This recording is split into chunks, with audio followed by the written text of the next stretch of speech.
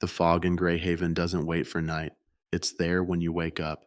It crawls between the houses, hangs off the streetlights, rolls down the hill toward the harbor until everything looks half drowned. Some people say they get used to it. I don't. Even after 6 months back in town, it still feels like the fog is watching. I live in a small house on the edge of the cliffs, the kind that creaks when the wind hits from the west. It used to belong to my parents before the crash. The insurance paid for the roof and not much else. Most mornings I wake before the alarm. I don't need it anyway. The voices do the job for me, not real voices. Not exactly. More like whispers, half thoughts that bleed in when I'm half awake. Someone thinking about breakfast 3 blocks away. A couple arguing in their kitchen. An old man replaying a song in his head that he hasn't heard in 40 years. That's what it's like, having a mind that listens when it shouldn't. I don't talk about it much. Most people wouldn't believe it. Hell, I don't believe it, but sometimes I can't turn it off. It's like a radio left on a dead channel, static mixed with stray emotions. It's worst when I drive through town. That morning, the highway into Grayhaven was empty except for the fog and my own headlights. The forest on both sides looked alive, branches bending, shapes shifting. Every few miles, the trees opened up to reveal the water, a black mirror stretching into nothing. The radio hummed low beside me. I never play music anymore. It interferes with the other noise. Instead, I listen to the town breathe. When I crossed into the main street, the world got smaller. Storefronts closed for good, help wanted signs curled at the edges, and missing person flyers stapled to every utility pole. Faces blurred by rain, names I didn't know, some I did.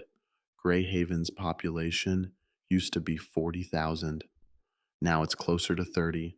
Nobody talks about where the rest went. I pulled into the station parking lot just after 11.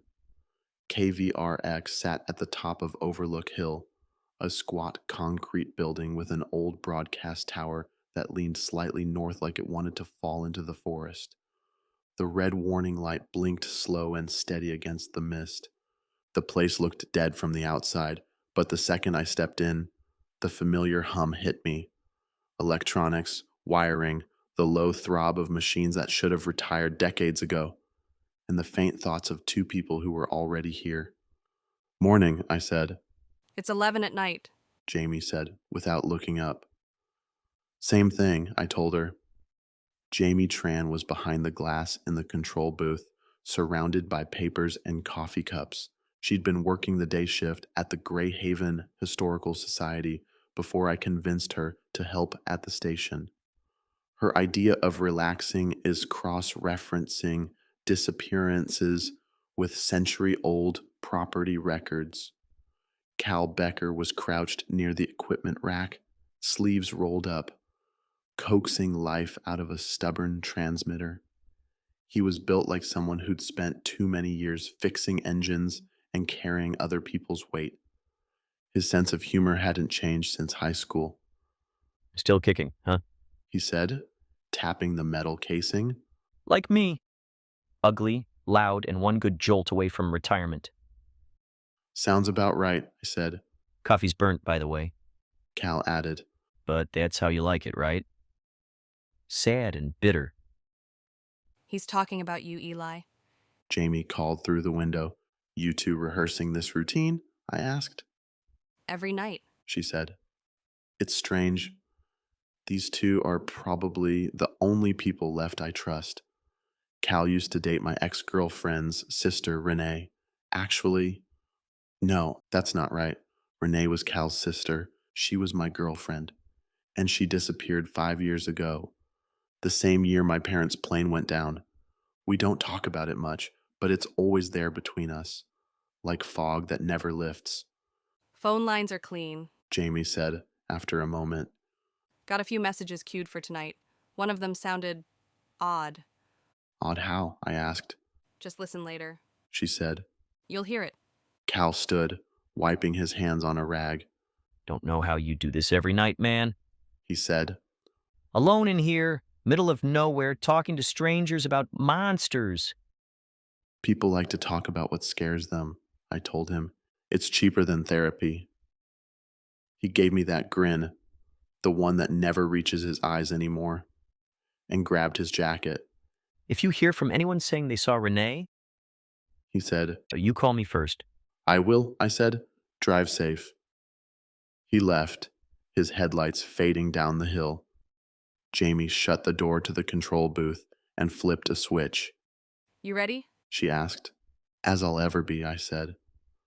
Midnight, I sat behind the mic, cracked my knuckles, and took a deep breath. The on-air light glowed red.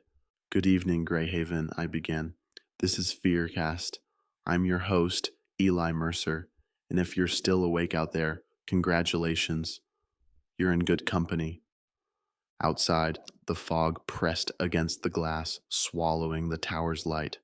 Tonight, I said, we're talking about silence. The kind that waits, the kind that feels alive. Jamie motioned from behind the glass. Line 3 blinked. Looks like we've got a caller, I said. Line 3, you're on FearCast. Tell us your name and what's keeping you up tonight. The line hissed softly. Then a woman's voice, low and shaking, said, My name's Mara. Mara Quinn. Something about her tone hit me right away.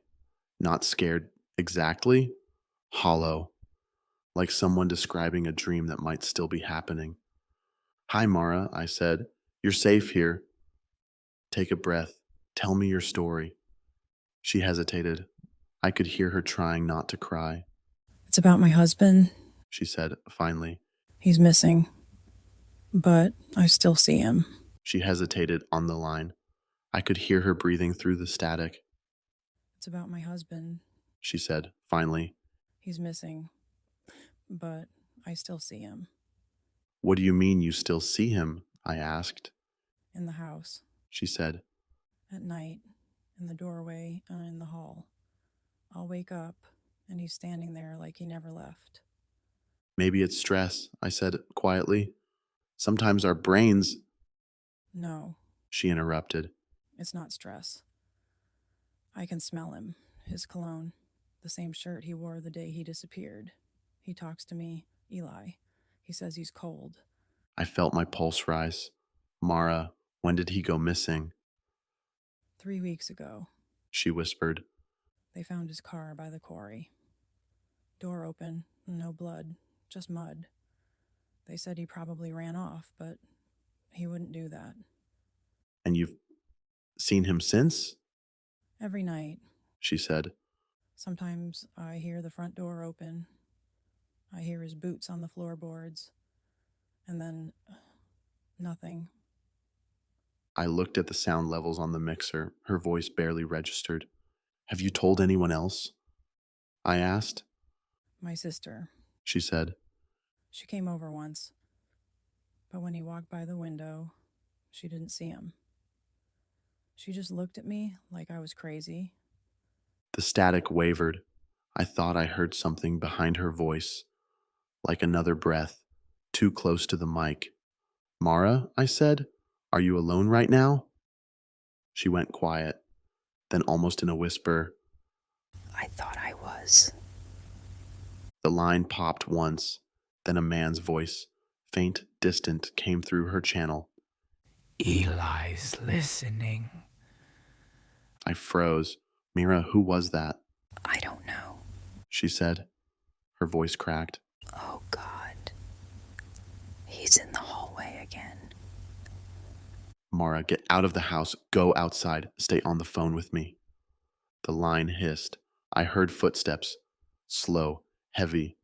Mara, can you hear me? She screamed, short, sharp. And then the line went dead. The studio was silent except for the hum of the tower outside. Jamie looked at me through the glass, eyes wide. Was that? She started. I don't know, I said. I tried replaying the recording, but all I got was static, heavy and uneven, like a heartbeat buried in the signal. The transmitter light blinked once, twice. Then the on-air sign flickered. Eli? Jamie said softly.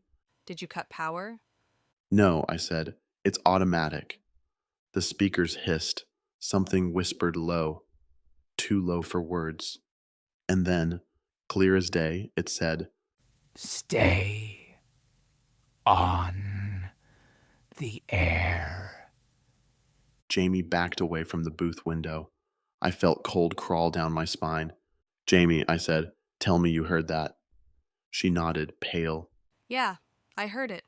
We shut everything down. The board, the feed, the signal. But the static kept coming through, like the fog outside had found its way into the wires. I sat there for what felt like hours, waiting for the noise to stop. When it finally did, I checked the clock. 2:11 a.m. The lights in the booth were still dimming on their own. The red on-air light stayed lit even though the power was cut. I stared at it, breathing slow. That red light, I whispered to myself, it's still on. Even when I cut the power. Outside, the fog pressed against the windows. It looked thicker now, almost alive. I leaned toward the mic one last time. This is FearCast, I said, broadcasting what you fear most. And somewhere deep in the static, I swear I heard a voice whisper back. The fog was thicker when I left the booth. It clung to the hall like smoke after a fire. Every footstep echoed longer than it should have. Jamie had already gone. She left her notebook on the counter, pages curled with coffee stains and red pen scribbles. Dates, names, places circled in shaky ink. I turned the pages and froze when I saw the last note. Mara Quinn, Hollow Creek, same area as Renee Becker. I closed the book, tried to breathe. Outside the window, the tower light blinked, slow, red, pulsing through the mist. I said, that can't be right. But even as I said it, I knew it was. I grabbed my coat and stepped outside. The cold hit hard, cutting through my shirt like glass. The parking lot was empty except for my car in the fog, rolling low across the asphalt. The wind carried a faint hum from the tower, a low, rhythmic pulse, almost like breathing, and under it, something else, a whisper. Eli. I spun around. Nothing. I told myself it was just in my head, the way the fog plays tricks. But the sound came again, closer, right behind me. Eli. My heart hammered in my chest. I looked toward the tree line. Shapes moved in the fog, slow, gliding. Too tall to be human, too smooth to be wind. I took a step back toward the door. Another whisper brushed my ear. You saw him too. The tower's red light flickered hard, once, twice, then went dark. For a heartbeat, there was nothing, no sound, no light, no breath. And then, every bulb in the building burst at once. I stumbled inside, slammed the door, fumbled for my flashlight. The beam cut through the dark, hitting the radio console. The on-air sign was glowing again, but the power switch was still off. I said quietly, "That's not possible." Then the static came, not from the speakers this time, from everywhere. It filled the air like electricity, crawling up my skin. I heard voices in it, 100 of them layered and broken. Some called my name, some cried, one of them laughed. The radio clicked on by itself. The frequency dial spun until it landed on a dead station. Then through the static, I heard Mara's voice. Eli, he's still here. "Mara," I said, "is that you?" He knows you now. She whispered. He heard you talking about him. "Who?" I asked. "Who's listening?" The line cracked, sharp as thunder. Then through the speaker, a man's voice. Low, wet, wrong. Eli's listening. The flashlight flickered out. Something moved in the dark. I could feel it, standing just beyond reach. Breathing, I whispered, "What do you want?" The voice came again, but this time, it wasn't from the radio. It was inside my head. Stay on the air. And then everything went silent. Just me, the fog outside, and that red light glowing steady through the window, as if it never turned off.